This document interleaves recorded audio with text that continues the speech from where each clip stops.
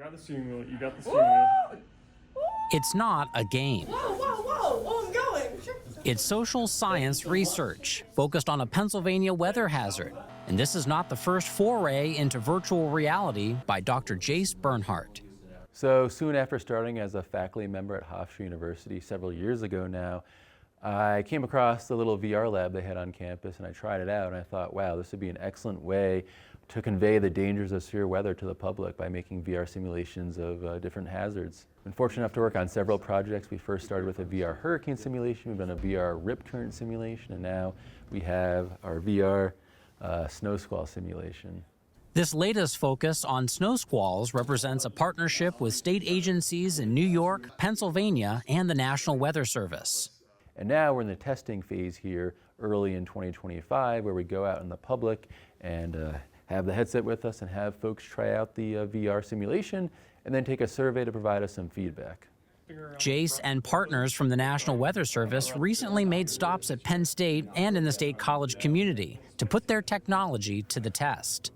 Really looking for a range of ages because we're looking for any drivers to teach them about the dangers of snow squalls. And of course, drivers come in all ages. Though certainly we've noticed that younger people might be a little bit more vulnerable to snow squalls because they're less experienced as drivers. So we're glad we can survey at, say, Penn State, of course, and reach the younger population that might not have much experience yet with winter driving and snow squalls. The feedback the team collects will help them fine-tune their simulation and determine if the message is coming across. More so just kind of reinforce what I kind of already knew, which is if you can't see in front of you while you're driving, you should probably not be driving. I feel like one of the biggest shocks to me was when I saw that car on the side of the road. I was like, oh my goodness, thank God I'm not, thank God I'm not that car. I definitely need to be more aware of my surroundings, especially in that kind of environment, I guess.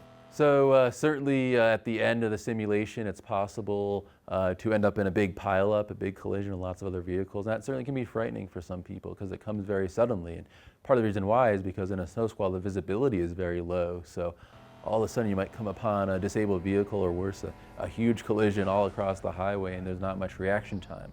So that's why the key takeaway for snow squalls is get off the road. There's no safe place on a road during a snow squall. You don't want to pull over because someone could hit you, and you don't want to continue on because you could end up in a big collision.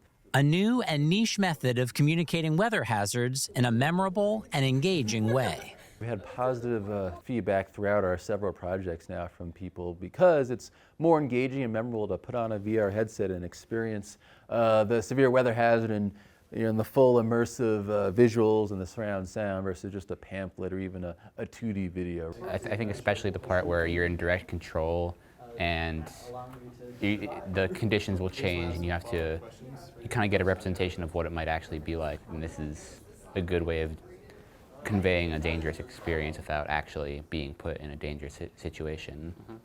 Putting myself in the simulation allowed me to get a better, more hands-on learning experience about snow squalls, and I feel like I'm gonna be more prepared for one if I do actually drive into one.